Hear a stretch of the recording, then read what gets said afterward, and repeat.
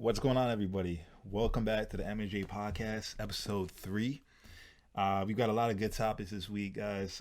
It's going to be a lot of fun. A lot of music came out this week. A lot of really good music came out this week as well. So, you know how it is. Just kick back and relax, and it's going to be a fun episode, man. So, yeah, a lot of good music came out the past week. We're really excited to review it and stuff. And I think there's a lot of subject matter to be touched upon, Yeah, for sure, bro. So let's start with a few albums first, and then we'll get into some larger topics like we usually do. So the first album that we're going to talk about is A Boogie with the Hoodie, Artist 2.0 is the name of the album. So what I thought of the album was, it was actually, okay, let me tell a little bit of the story first. So the first time I heard A Boogie with the Hoodie was probably like my last year of high school. So like maybe like 4 or 5 years ago. It's pretty early, actually. Yeah. And I heard a track. Somebody played me a song, and I didn't like it. So since that time, I've been completely avoiding A Boogie with the Hoodie. Like, I've heard obviously his most popular tracks, but an album, as far as his albums, I've kind of avoided it because I was like, I don't know if it's really for me. I don't know if I like it. But Artist 2.0 was good. I thought it was interesting to get through. I thought he came off a little bit, I would say, I don't like, you could tell he's a younger guy. Like, just from listening, like, you could tell he's not making music, like, just the way he sounds. He just sounds young in this album.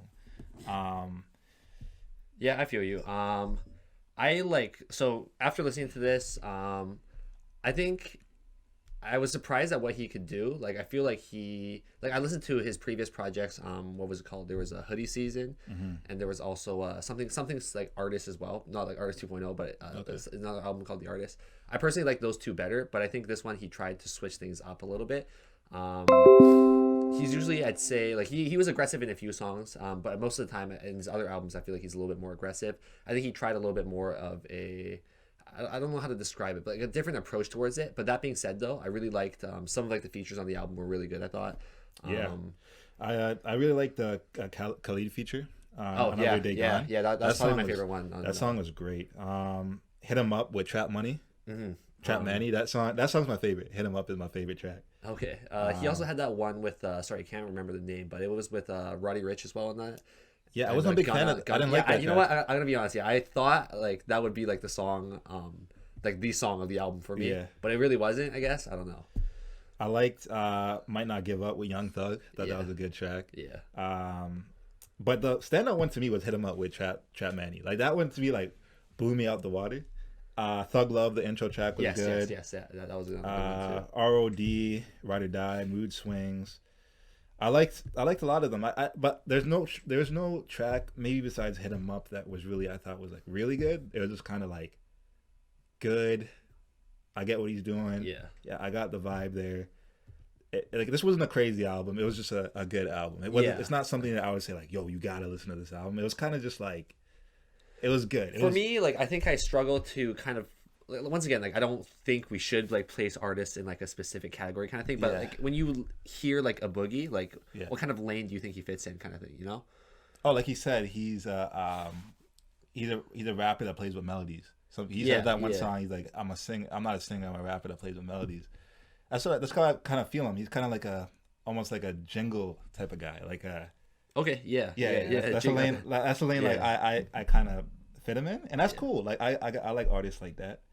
But yeah, there's nothing that kind of blew me. Like, the thing is, like, you have to have, like, if you're gonna be like this, if you're gonna be like this hit maker type of guy, you have to have songs that are like, and you're making an album, you have to have songs that feel like that are hit after hit after hit after hit for it to be like a really, really good album. Because there are albums that are like that. Like, that's true. I like albums that are like that, but like, this album wasn't that. Like, there were a few songs that I thought were kind of really good. Like, hit 'em up to me, but there are a lot of tracks that are like, it's kind of like, I think I could add a little bit more like input. Like, I know you mentioned that, originally you weren't that into A Boogie. Like, when you first listened to him, you didn't like him that much, right? After listening to this album, do you have any like new profound like opinions and stuff, or like did anything change, kind of thing? I like him more. I like I said, it was a good album. I like it. Like, it's definitely like, I didn't dislike it. I didn't dislike really any songs on this.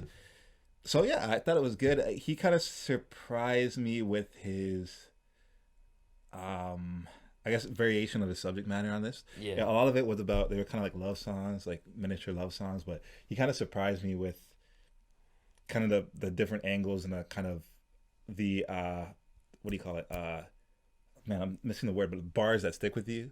Like, what do you call it? What do you call punchlines? it? I don't know. No. Just like one-liners.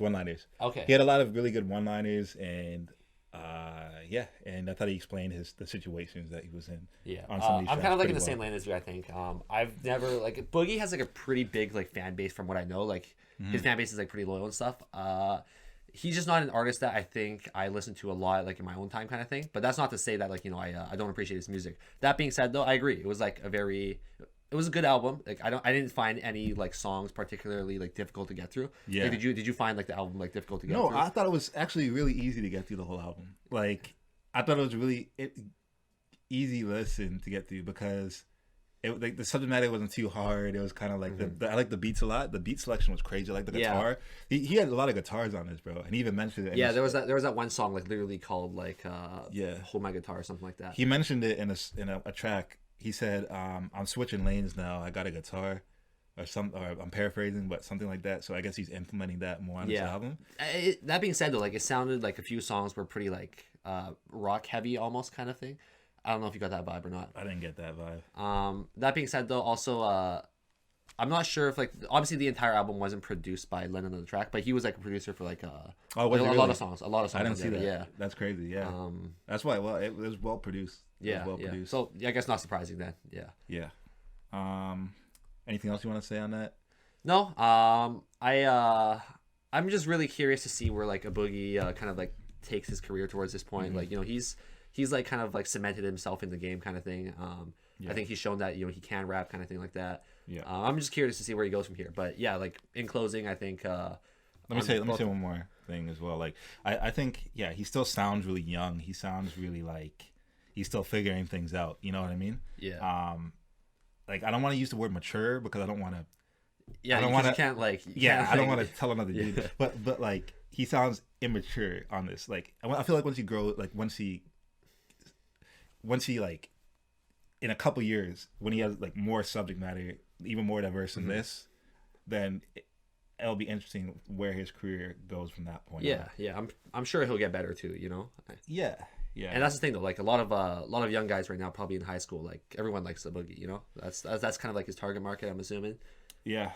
No, you're probably right with that. All right, so the next album is Boosie and Mo3's Badass Mo3. Well, you start this one off. Well, I was really happy to see that Mo3 came back. So apparently, like the news was he got like shot in the head or something like that. Oh, really? And then he came back and made this project, and then I've never heard of Mo3 before this. So that's my first time. I just did a little bit of like background research into his stuff. I'm gonna be honest, I haven't really either. Like I thought he was pronounced like Mo or something, but okay, Mo3 makes like a lot more sense. Like okay, but regardless, he word on the street was like he got shot in the head or something like that. It sounds like he made a good recovery, and that's awesome. He's making music now and stuff. The album to me it wasn't like tough to get through by any means, I think, but it was. I want to say like a lot of the songs on there kind of sounded the same, almost not in a bad way, like because I know that's just like both what I know that's what Boosie does at least. Like he's got that like specific unique sound to him. Right. There were some like pretty good bars and some pretty memorable songs on there. I'm trying to think of that one song.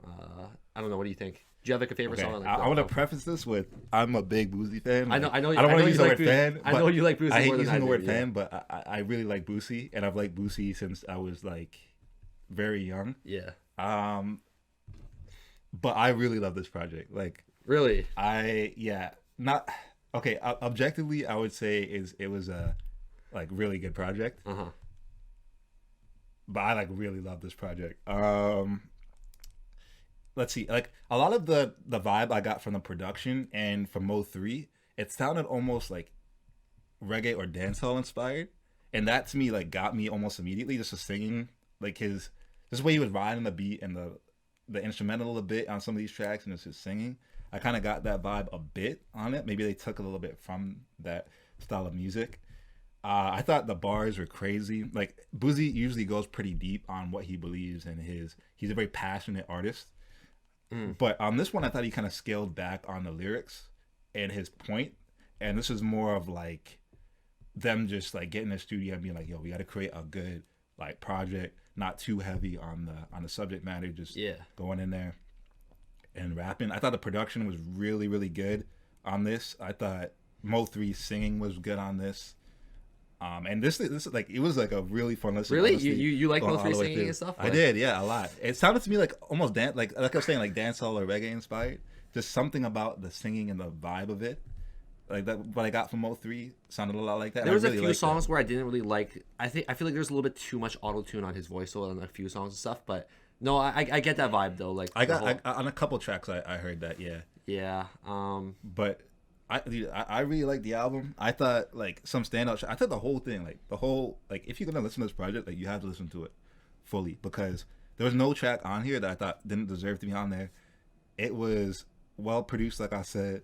And from the jump, My People in Prison, great track. Yeah. Badass Smoke. One of them days again was probably my one favorite. Of them days. Another one I have written down here as well. That's crazy. Yeah. Yeah. So I really like this project and like what it provided me. I wish, if there's a knock I had on this project, I wish it was more like you said. Every song sounded the same. I wish there's more variation, because I feel like if you don't like the sound. If you don't like the sound that they provide, you're gonna get a little stuck. Yeah, you know what? I'm really glad you brought that. I'm really glad you brought that up. Actually, see, I wouldn't say I don't like the sound, but I think it's just maybe it wasn't like made for my ears kind of thing. But that's not to knock on it or anything to say that like it wasn't good or anything like that. But I think on this album, I think like the slower tempo songs, I think I appreciate a little bit more. I think One of Them Days Again was one of them, bro. And like they both kill the rapping, bro. Like their bars were. Like their flow, their bars, like I really appreciate this album, and this is just like one of many that I really like this week. Ooh, okay. See, yo, I want to get through like the rest of the albums from this week first, but I'm gonna remember to ask you like how this like out of everything we're going to cover this week. I want to ask you after like how does this compare to the rest. I want to ask like, one final thing though. So obviously like I'm not as big of a Boosie fan as you are. What about Boosie? Like, do you really like? Boosie's one of the most passionate artists in the game, and he has been since he got out of prison. Even before that, he was making some hard gangster music. After he got out of prison, he changed and became more of a conscious artist in his own capacity. For what he knows, he's conscious to his own ceiling. You know what I mean? He's not the most articulate, or he's pretty articulate. He's a very articulate guy, but. He didn't go to Harvard or anything, but he's a learned guy from he's a learned guy, and he spits the truth, man. He spits passion. He spits life. You know what I mean? And I really like that about Boosie. Like that's what hooked me. Do you consider him like a pretty like textbook artist or like rapper? Or no, I don't consider him textbook at all. Okay, yeah. I think like honestly, I hate throwing the word underrated around because once again it's like it's really subjective, but I think Boosie's one of the most underrated artists of like the decade. But like Touchdown in the Cause Hell is like a amazing album. Thug Talk, Out My Feelings, like he has like a lot of good, and he's very prolific. Like he's a prolific guy. He's not the most consistent artist in terms of like he's very prolific. Like he puts out like 4 albums a year, 5 albums a year, some mixtapes. But he's like not the most consistent with it, like the quality. But when he hits, and I thought he hit on this one. And Mo3, I never heard of him before. I did some research on him as well. You know, I know he signed to Boosie's record label. So they're connected in that way. But I thought they meshed really well. They did mesh very well. I think both of them are like kind of in like a similar lanes kind of thing. So they're able to like collaborate and like make something that both of them are really comfortable making. All right, so Boldy James and Alchemist, The Price of Tea in China. I'll start this one off since you did the last one. I've never heard of Boldy James before this album. Alchemist obviously is a legendary producer. But The Price of Tea in China, first listen, the first time I listened to this album, I wasn't a big fan of it, to be honest. The first two listens, I was kind of skeptical. On third listen, I got it, and I loved it. Like, to me, this is one of my favorite of the week, in a very different capacity than Boosie's album. I thought The Price of Tea in China, the bars were very well put together. I thought he crafted them really well. I thought the punchlines were there when he chose to rely on them. I thought the thing that really got me, even on first listen, was the skits and the feeling I got from it. Like, the skits, you know, people that sound like that. You know, people that grew up and like what he's talking about. Like, it's just like, it's real. It's just like, oh man, I forget exactly. There's a skit at the end of I believe the last track, where he's talking about the justice system, and that skit was awesome as well. Where somebody's talking about like how it was in prison for him, and getting out of prison, and how prison is just like it basically teaches you how to be a criminal. Like, I liked the atmosphere of it, and I the bars, like, it took me a couple listens to really like hone in on everything, but once I started doing that, like, I really like this album. Yeah, that's surprising, man. I was gonna say, like, I only listened to the album like one time through, kind of thing. Yeah. But on my first listen, I was already like, yo, this is amazing, dude. Yeah. I think Boldy James is I liked all of his bars and stuff. I think he's a very like introspective guy. I'm not entirely sure where he like intended to go with this album, but to me, like, the concept, I don't think I understand like maybe like exactly what he was trying to do with it, but I thought, like, you know, he had some really introspective bars, kind of thing, and exactly like the skits and stuff. Like, I was able to kind of like feel the atmosphere of like the album. Yeah. Like, when I like listened to it, like, especially like the first time. So I was like, I was surprised, dude. Like, you know, you mentioned it took you like a few more listens to kind of like get the feel, kind of thing. But I think the reason why probably is because I was listening to so much music at the time, and like every time I listened, like the first time I listened to this album, it was like at the back end. Mm-hmm. Like, I'd listen to like hours of music, and then like it'd just be like the last thing I listened to. Yeah. And I think I might have been oversaturated with just music listening. Yeah. To be quite honest. And the third time, I was just like, I just put it in first and listened to it like without any other influences. Yeah. And I liked it. I thought it was fitting that he had Benny on there, because I thought him and Benny have a similar sound. And I right, yeah, they had one track with Benny. That's right. Yeah, and I thought it was dope having Benny on there. They also had one track with Vince Staples. Yeah.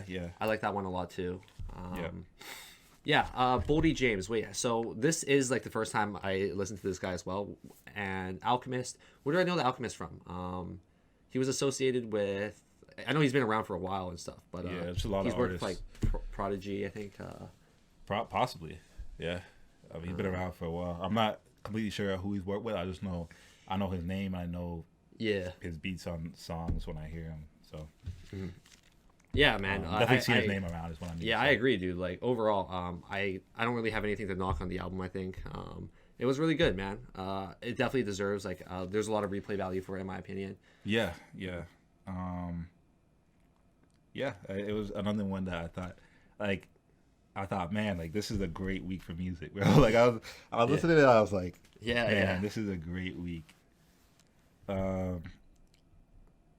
And that first time I listened, like when I said I didn't really like it that first time, I liked it, but I didn't like it to the degree. Like, I didn't really appreciate it as much until I listened to it another time.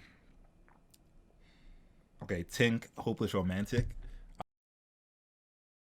I'll let you start this one. So I obviously heard of Tink before this, but I've never really followed much into her like projects and stuff. Like, I think my introduction to her was like on like Double XL or something like that. Yeah, she was Cypher. That was my introduction to her as well. Yeah, and she killed that, by the way. Like, she bodied that. Yeah, she did. But in terms of the album itself, I'm not entirely sure like what kind of Tink, like what kind of music Tink makes, like generally. But this one obviously sounds very like, it's like a love album kind of thing. It's kind of like R&B inspired kind of thing like that. I thought it was good, dude. Like, Tink just sounds like. She sets the mood and stuff, and it's a lot of like sex appeal behind it, kind of thing, you know. Obviously, I think I had had a favorite track on there. I think it's called "Come Get It" or something like that. I think. Yeah, oh yeah, I listened to that track. I listened to that track. That was good. Yeah. She does really well like harmonizing over like the beat, and I think the album was really well produced. Yeah. Yeah. I didn't really finish the album, so I don't really want to speak on it too much because if I don't really finish it, I don't really like to give my opinion. Yeah. But I thought it was okay. I listened to probably like 6 tracks on it. It's just not for me. It's just not for me. I thought she was applying. I thought it was good. Objectively, I thought it was good. The subject matter to me, it just wasn't for me. I'll leave it like that. Well, the subject matter itself, I guess the question is like a lot of it's really obviously love inspired and stuff, and maybe like something to do with like heartbreak and stuff. So my question out there is, who hurt Tink? Because in those opening tracks, I just wondering, man, like she was who hurt her, man. she like, was she was really she deserved to be treated better, She it was like a specific person she was going at in those first few tracks. Yeah, it sounded like it was a specific dude. But that's my question out there, like who hurt her kind of thing, and stop that, man. But hey, I was happy though. It was a good project in my opinion. Yeah, I agree. It was a good project. I enjoyed her singing. I enjoyed the production, like you said, and I enjoyed the production, the setup of it. It just wasn't for me, man, and I accept that. Like, I'm not gonna listen to it. So, how much of like Tink's discography, like, are you familiar with? None. That was the first album. Oh, really? Okay. I think, yeah. So, do you know if she usually like makes these kind of projects? Because, like, remember, like, I listened to her like on Double XL kind of thing like that, and obviously it's like really she was like going hard there, like rapping and stuff, and I didn't get that too much from like this album. Yeah, no, I'm unfamiliar like with her whole style, what she likes to do, anything like that. I just know her name in this project, so yeah. I think it deserves a re-listen kind of thing. So if you, I think it's like, it's maybe it's not like made for my ears or like our ears kind of thing like that, but regardless. So if you like R&B love songs that have a very like high sex appeal behind them, then this is the album for you. Like this Hey, that was hot though. Yeah, that was hot, bro. Like this is it. The God Fahim, Lost Kingz. So I'll start this one off. The God Fahim has been a guy that I've heard like 1 or 2 tracks from. He's always in my suggested artists, like wherever I am on like YouTube or like Spotify or anything. Him and Mac Homie, I'm not sure if I'm pronouncing his name right. Like they're always in my suggested artists. So I've listened to like 1 or 2 tracks from him, but not a full album. So it's the first full album that I've listened to from the God Fahim. And I thought it was good. Man. I thought it was well produced. I thought the vibe was definitely there with it. I liked the subject matter he went into in it. He went deep into a lot of his personal, his person, who he is, stuff he deals with. I thought it was a good project. Some stand-up tracks to me, Renowned, Blade Forge with Mac Homie, and I thought Mac Homie killed that verse on that Blade Forge. Stay Fly, and those are those 3 for me, and that last track as well. The last track where it seemed more like a freestyle type thing, where he was just trying to go for the punchlines and just trying to rap, I guess more commonplace type of rap. Like he was trying to kind of speed it up and do a little more things. So those 4 I think were my favorite. So was this like the first the God Fahim album you've listened to, or? Yeah.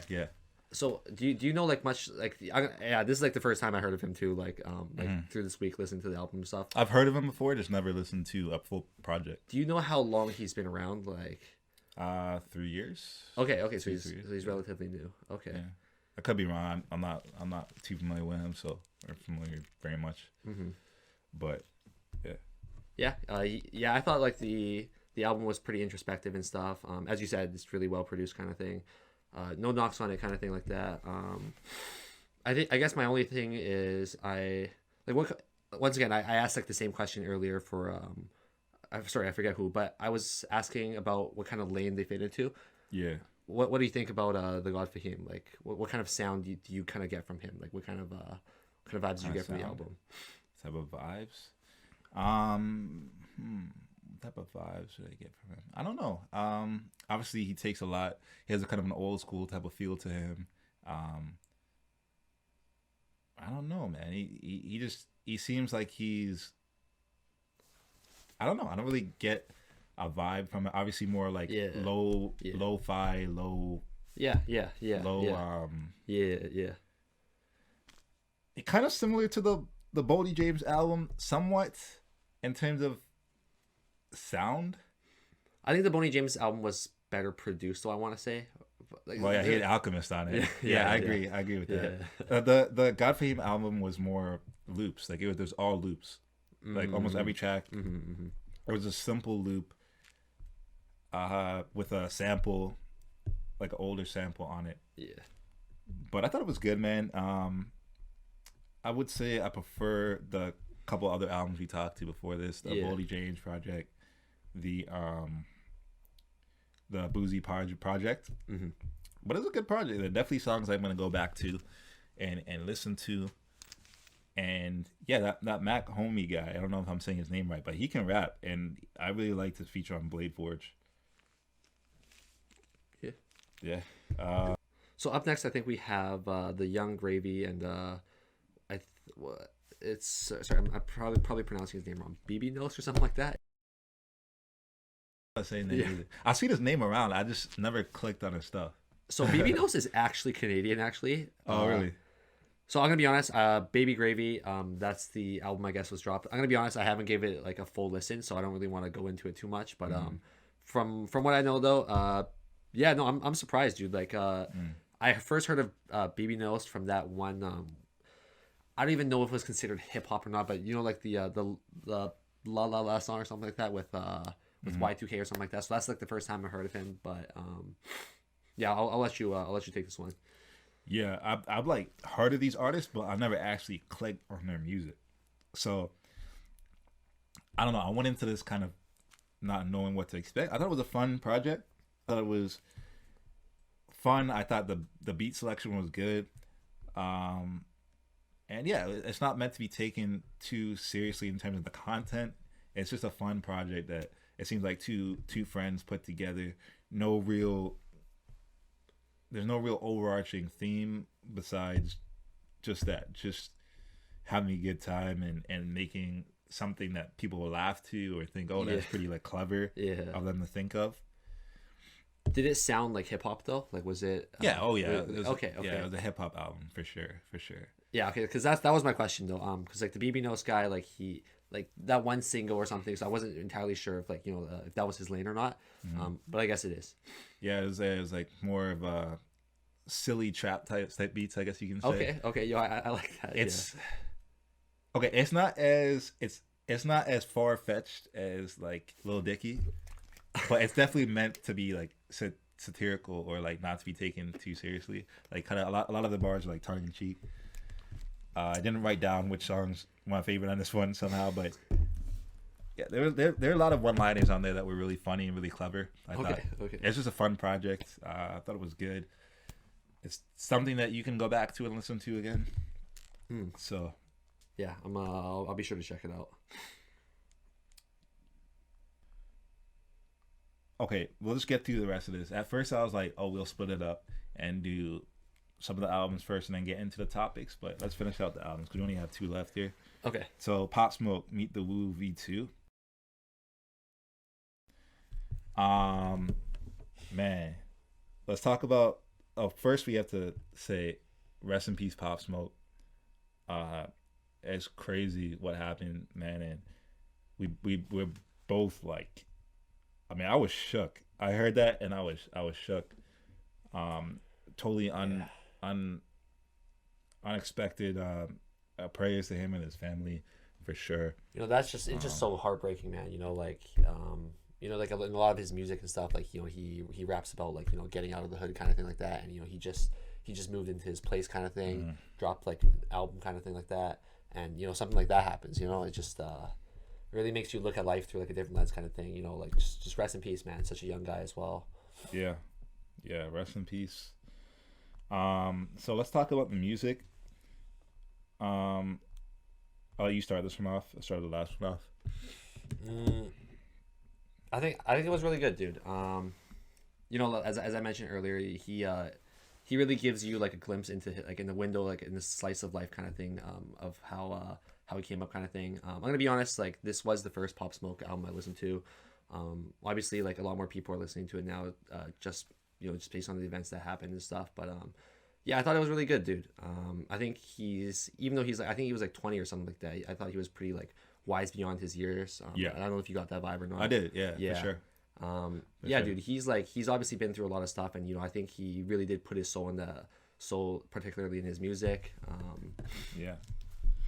No, I agree. I thought it was a really good project. I've only heard like some of the singles. Like Pop Smoke was building a lot of steam, especially over the summer. Yeah, and he was like rising like really quickly. So he came up with like Lil TJ and stuff, right? they're friends. And Lil TJ is a couple of those tracks, and he smoked the feature. He smoked those features on those tracks, dude.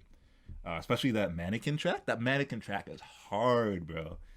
Mannequin track is hard. My favorite track on the album is Christopher Walken. That's my favorite track. He shouted out Joe Budden on there. Really? I must have missed that. Yeah. What did he say? He said, pumping up, you must be pumping it up like you Budden. Oh, so he's a little shout out because Joe Budden always pumps up his music as well. He has been for the last year. Yeah. So it was a good project, man. A really good project. I thought every track was really good. He had that love song at the end as well to kind of switch things up. Mm-hmm. Invisible to start it off, an amazing track. I thought Fivio Foreign really carried his feature on Sweetheart. I liked Elements. I liked the freestyle Armed and Dangerous. Yeah. I liked both tracks with Lil TJ. War was really good as well. Those are some standouts for me. I thought the beats were killer, bro. Whoever produced this album deserves like an award for producing. That was a really good, just like project production wise. Just the beats were hitting, they were slapping. Pop Smoke Carey, he had a lot of really clever bars in there. He can rap. He can definitely rap. And like you said, he's wise beyond his years, and he really spoke about what he knew, how he came up, the situations that were surrounding his life, and what his goals were. And yeah, dude, I thought it was really good. One of my favorites of the week for sure. Yeah, dude, it's definitely gonna be like a legacy, Like I'm glad he got to release this before, like his death kind of thing like that. But definitely, yeah, it was a great project, man. I have nothing like negative to say about it. Dude, it's just tough, man. It's just still kind of like settling in, It's like it's tough, man. Yeah, no, for sure, dude. So the next album is Denzel Curry, Kenny Beats Unlocked. Mm-hmm.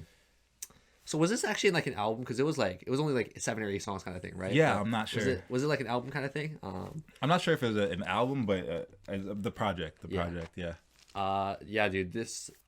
I think this is probably like my favorite of the week, actually. Okay. This is crazy, dude. Like I've always known Denzel to be like obviously he's a good rapper, and the thing I love most about Denzel is his like the energy he brings in like every single track. Dude, like I thought of like the 7 or 8 songs, like everything was awesome, dude. Like his he's a really good, like I don't know if he's underrated or not in this regard, but he's a great wordsmith, man, and that delivery is just amazing, dude. And Kenny Beats, the producer, I think yeah, dude, I loved it, man. He's been rising up recently as well. Kenny Beats? Yeah, dude. I need to pull up like the track list to a few notable ones. But I remember there's the ending track, Cosmic. Oh, that was probably my favorite, dude. That was crazy, dude. Well, to add to your sorry, I'm just like I'm hyped, dude. That was like to add to your hype, man, like crazy. This is one of my favorite projects. I don't know if it was my favorite. Definitely one of my favorites of the week. Let me say the production was amazing, bro. Like Kenny Beats killed this, and Kenny Beats also does a lot of the trap inspired stuff as well. Yeah, and this was like almost like he was switching up the beat. Like these weren't loops, bro. It sounded like old school, like it sounded old school in a lot of ways, the production, but he like switched up the beats like every single like. Yes, I'm so glad you pointed that out. Yeah, dude, that's crazy. And I really liked the video clips and the different sound clips that were in this album. Yeah, like that he produced. Like the first track was just like a video, almost like a movie sound clip or something like that. That was dope. Yeah, bro. And Denzel said on a track, he's like, people, what did he say? He said like people wanted the old school, so like this is for y'all that wanted the old school. So I guess like people wanted to see him on beats like this. Yeah, and he killed it, bro. Yeah, he killed it. He killed it. And on one of the tracks, I don't remember which track it was, but he said people dang it, I'm forgetting my own thoughts right now. but he said, no, let me not say that. He said, let me take it back to how I usually rap, and he switched up his delivery to match like his more energetic, more like screaming type delivery. Yeah. And then he switched it back in like a bar later. Yes. And I was like, yes. Yo, that was genius, dude. That is great. I had a question. Like in the earlier tracks, I forget which ones.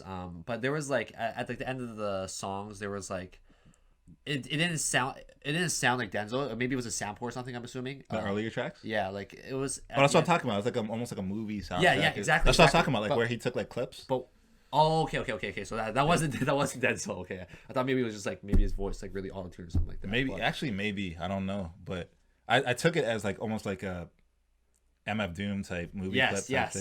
Like it was like bar, and then like a small snippet of something. Yeah. So yeah, the only negatives I can say about this project is it's too short, man. Threw in a lot of. He threw it. I thought it was fine. I thought the length was fine. I got like every track was fire on it. Yeah. I can't. I'm just being like picky. You know, I want more, man. Like all 7 or 8 songs he just went in, man. So I was just like, yo, keep coming, man. Like Denzel, keep doing this. Yeah, I hear you. Yeah. I thought he threw like little nuggets. Like obviously, it's gonna take a lot of listens to really get everything he was saying, and he threw in a little nuggets of information. But I would just want to hear more like topics or subject matter. Like more, like they said, no, like besides the instrumentals, there was no coherent, really overall, like message. I guess message. No, yeah, like thing to it. Which compared to like the Boldy James project, which had a very clear, like from top start to finish, what he was like the message that you wanted to convey. I think you hit the hammer on the nail though, dude. It's like he mentioned like before this project that he just wanted to like rap on like maybe like a little bit more old school inspired beats kind of thing. So I think for this album, I think I don't think his whole goal was to like create like a deeper message or meaning like that. I think he just wanted to go in. I agree. Yeah, I agree. But that's the only thing that I wish he would have done more. Fair. On it, I guess. But he definitely went in, man. He was rapping at a really high level, a really high caliber, dude. Yeah, dude. I'm so like, were you surprised at all by this? I was. How does this rank in Denzel's discography? It's my favorite. It's my favorite Denzel. I love Imperial. Imperial is a great album. There's Zoo as well, I think. Yeah, Zoo, and there's also Taboo. Yeah. But I didn't really like Zoo too much. Taboo to me was all right. Like, man, what's that track on Taboo? Geez, I forget the name right now. But there's some like really good tracks where he's actually like rapping on Taboo that I like. But I thought this album, like he just did that the whole album, and it was like I didn't know Denzel could do that for a whole album like that. I remember you first showed me Denzel, and I'm thinking of Black Metal Terrorist. That's the name of the track I'm thinking of.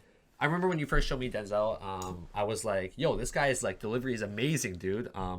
Even though I didn't explicitly say like I wanted him like to rap over like these kind of beats and stuff, well he did, and the music shows kind of thing, and I think we're able to see like just how great of a rapper he is, and not to mention, man, the album art is so cool, man. It is. It's so cool, dude. I don't know what that is. It is. Even like on Spotify, they have the little clips behind like where you play the song, and like I love the little clips. I'm not sure if there's like a YouTube video like surrounding the whole like theme of the album, but yeah, It was dope, man. It was really good. Mm-hmm. All right, so let's get into some topics, some larger questions that we have set up for this week. So one of the topics is surrounding the music that we listened to this last past week, and some of these albums from the week before. Rap R&B fusion is a big topic on some of these projects. For me, A Boogie is one of those.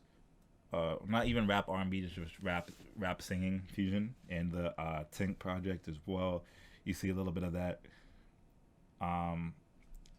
So it was really interesting. It's really interesting to see these artists do that, and how that was really become a major part of hip hop. Yeah. We see a lot of artists in that lane now. We talked about Lil TJ. We talked about last week. We talked about Polo G. We talked about Quano Rondo, Roddy Ricch, Lil Uzi, Future. Like, there's just so many artists, and that's their lane, that's their style, that's what they do. So it's just really cool to see that being part of the hip hop landscape today, and there's differences in that. What do you think? Like the whole rap and R&B fusion. Can you, off the top of your head, like, what do you think maybe like the pioneers for that are? Oh, definitely like Future, Drake. I think those two guys are two of the early guys to really do that on a like large scale like that. To my knowledge, maybe there's other guys. Lil Wayne as well. Yeah. Wayne sings a lot on his tracks. Not R&B. I'm just talking about just singing. My bad, I misspoke when I first said that. But like Lil Wayne, of course, like he used to sing a lot. But those are the three guys that I would think would be some of the early ones. Yeah, Drake would definitely be. Yeah, Drake definitely like probably like the top of that list. I think. But like Drake sings in like a different way than Future does though. Drake is more I feel like he's more R&B and more of that lane. Like Lil Wayne and Future style is like a little different. I just have trouble separating the two. It's like sometimes like just because like artists do so much and stuff, like sometimes and stuff, and it's like, do we classify them as like R&B artists, or do we classify them as hip hop artists? Like, obviously, like, there's not to say like they can't coexist kind of thing, right? But like I think so go ahead. I was just gonna say, like, how we had that conversation last time about someone like Frank Ocean, right? He started from like Odd Future kind of thing, obviously very. It's 100% hip hop kind of thing, and then he kind of went into his own lane after. I don't even think it was hip hop in that point. But like so what he did for Odd Future was he like wrote. He was like a writer, right? Yeah. He wrote a lot of like the bars and stuff.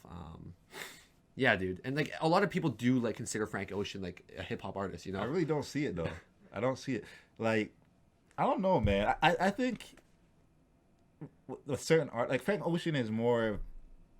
He's like a slow down tempo like R&B guy. Like, to me, I see it more of R&B just because of that tempo and that style. So like A Boogie is more of like he's rapping on trap beats and then more like lively stuff. Like, I can see how that is hip hop, but compared to like, I don't know. So like Channel Orange, for example, like that's just like 100% R&B. I think that's an R&B project.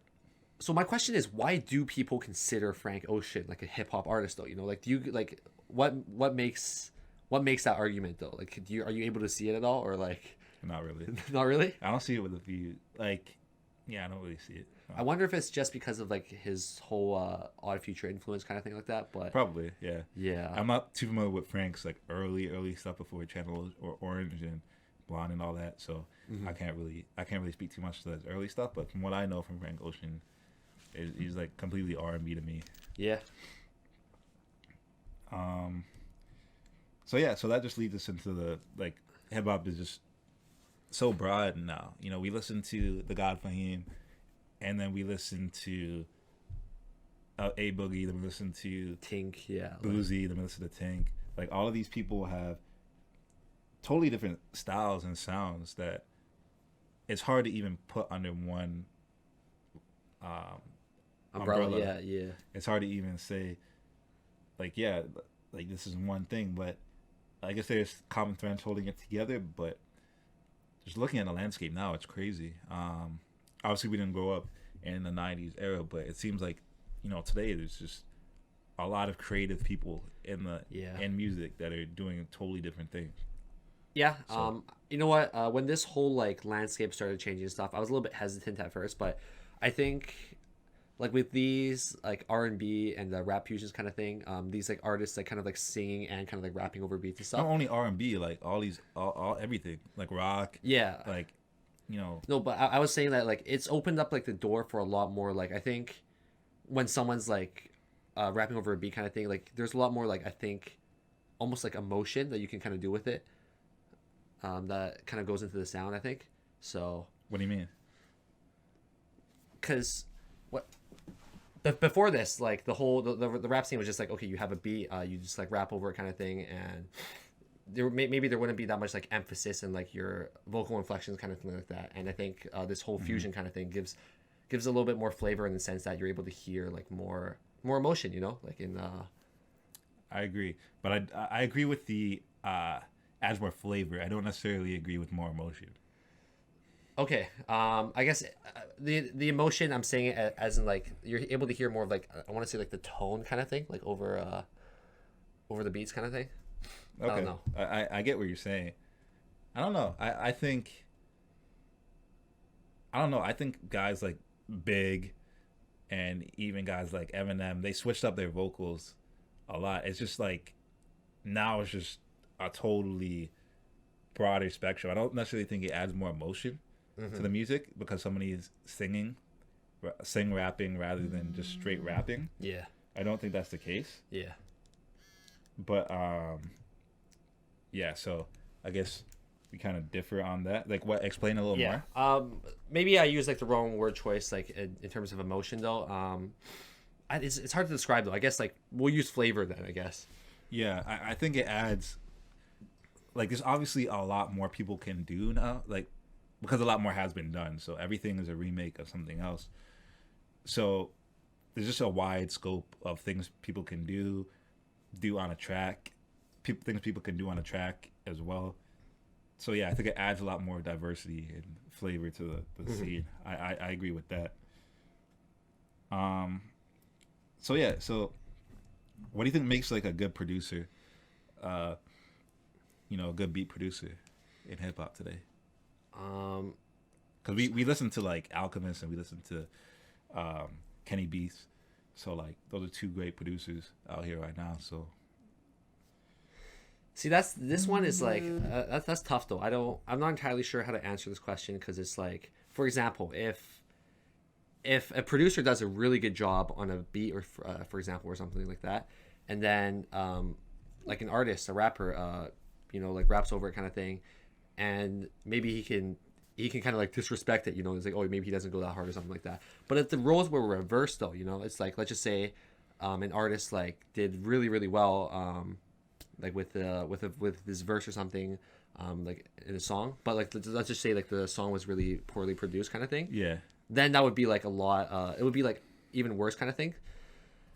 Sorry, so that didn't really answer your question, but wait, so what if the artist does like? I guess an example of what you're saying would be the Yo Gotti project, which I think Yo Gotti's rapping was kind of like average, but the production was like crazy, bro. but I was like, I love this production. But that probably magnified like Yo Gotti's like verses and stuff. It definitely did, but I thought the production was better than that. Can you, I just love the production. I'm like, I want to hear somebody else kill this production. Okay. Yeah. That's like that. Can you think of an example where maybe like the production isn't that great, but then the song's still like really really good though? Yeah, the artist can carry it. Yeah. Okay. So what you're saying is that an artist is more valuable than the production, like has more of an impact. I'm saying the opposite, dude. Like I'm saying like no matter how good the artist is, if your production isn't good, then the song's just not there. No, that's not true. You can have bad production and kill a verse, and it still be good. I suppose, yeah, but at that point though, it's just like I don't know how to say it. Either way, I feel like either way, there's like obviously you should when both sliders are high, it's a better project. Yeah. But I definitely think an artist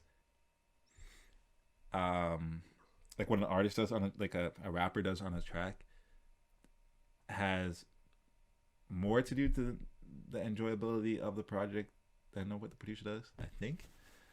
But not by like a wide margin. Is it like a 50-50 kind of thing in your book stuff? Like maybe like 60-40. Okay, yeah.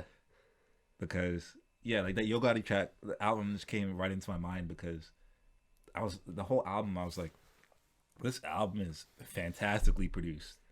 If if Jay-Z was rapping on this album, this would be a classic album. Yeah. Like, it was just like that. So anyways, sorry I kind of got off topic, but to answer your question though, what makes a good producer, I think it's variability, you know? Like your ability to, obviously there's so much new stuff going on in the music. So number one is just like keeping up with like the game, you know, like where the sound is moving and stuff. I think that's really important. You know, just doing your homework and keeping in touch with like the current sound kind of thing. And second is just being able to work with like a multitude of artists, I think. The more variable your production is, I think the better producer you are.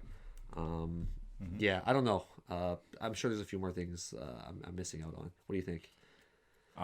Yeah, I agree. That's one of those things. But what do you think about a guy like Madlib, who's had the same sound for years? Madlib has had, I mean, he still uses the same equipment he used 20 years ago on the music today, and he's still looked at as a legendary producer. So I think having that signature sound is important, but also, like you said, like switching up the sound and like being able to do different things is also very important as well. Yeah. So I like, you know what I mean? Like somebody like Kenny Beats who produced this can produce something for Quavo and it still sound like crazy, you know? So it's like that aspect is also important as well. So I think both those things are the two most important, like being versatile and having a signature sound that is like creative or different or just like reliable, I guess. Yeah. So I think those two things are important. Who are which producers are at the top of your list?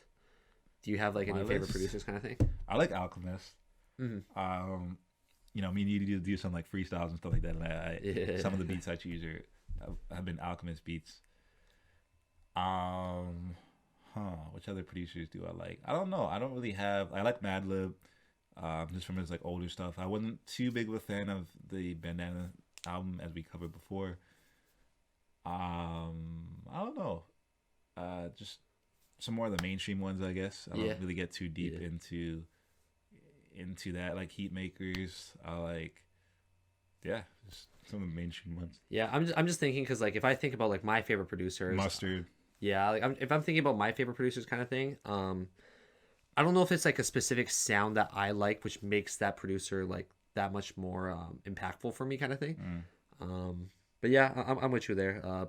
I know we both like Premiere and stuff. Yeah, Premiere. And I'm forgetting. I'm forgetting the name, but the producer for Outkast. I'm blanking on his name right now. I'm sorry, but I know the name. I'm just blanking on it. But he's a really good producer. I like his sound. 6. Yeah. Anybody else for you? I think the ones that I mentioned, those ones are like the ones that stick out to me, kind of thing. But yeah, you got me thinking, dude. Like what? Like the simple answer is like if it sounds good, that's what makes a good producer, kind of thing, right? But it's like what actually makes a good producer? Because the way you judge artists is probably different. It's going to be different than the way you judge producers, right? Right. Yeah. Right. But obviously they go hand in hand though. So like this is why I'm a little bit conflicted. It's like.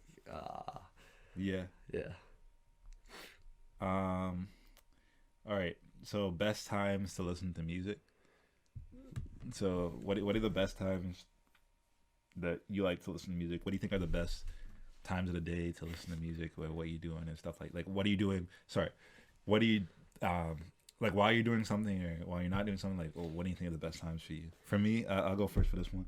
For me, my favorite time to listen to music is before I go to bed at night. Just just like listening to music until I fall asleep. That's my favorite time to do it because I have no distractions, so I can really key in on the music. It's also really dark, so like all I have is like my audio, like interface to like receive information. So that's like my favorite time to listen to music, and that's when I listen to music the most is at that time. And also, but it depends also because I like listening to music that's like hypes me up and stuff like at the gym or like something like that when I'm around friends or anything like that. But I can't listen to new music at the gym. Like I can't do it because I have to listen to the music, and I can't listen to music and new music and be working out at the same time. Yeah. So I was gonna mention like the whole new music part. Listening to music before you sleep, I think that's the way to go. I'm obviously not able to listen to something like that hype and stuff like like that Denzel album. Like if I listen to that before I sleep, bro, I ain't sleeping no more, you know. But yeah, before you sleep kind of thing. But in terms of like discovering new music, I think you actually got to like sit down with it kind of thing like that. I don't usually listen to new music before I fall asleep as well. I think you kind of have to like put yourself in like whatever like mental space and like kind of like dig into the music, and I don't know, like before you sleep you're probably a little bit too tired to do that. So yeah, that's true. And I know us, man, like we got like playlists for every occasion, man. So playlist. I'm playlist god. Pass this man the aux cord, dude.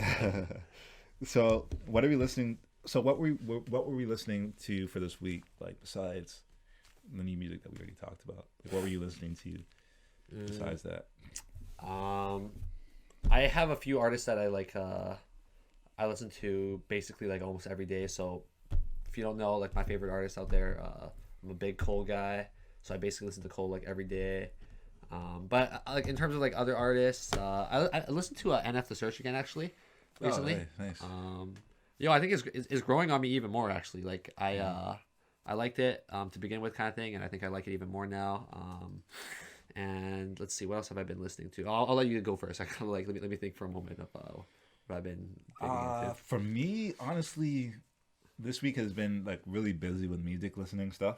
Yeah. So, because I also have another channel on YouTube called Rap Ranks One where it's a music reaction channel, but I also review the music that I react to and compare albums and everything. So I've just been re-listening to KOD, Eminem, Marshall Mathers LP 1, Joe Budden, New Music 1, and Outkast, AT Aliens. I've just been re-listening to those a bunch of times as well as new music. So aside from that, I really don't have too much time to listen to new stuff. So that's been basically it for me, and it's been a sad week because I like my own music time. Got to keep up with like new music kind of thing, but also like just like save a little bit of time to like listen to music you already listen to kind of thing. You think of anything else, or is that it for the episode? I've been listening to some Ice Cube and stuff. His older projects. The one he released 2 years ago, actually, for the life of me, I can't remember. But we talking about that. Ice Cube stuff and a little bit of old Kanye. Okay. Yeah, that's probably about it. Hey, all right. So I think that'll wrap up the episode. Thank you guys so much for watching. Next week we'll talk a little bit more about ourselves. I think not so much about music. Just so you guys can get to know us a little bit more, about our music tastes and everything else.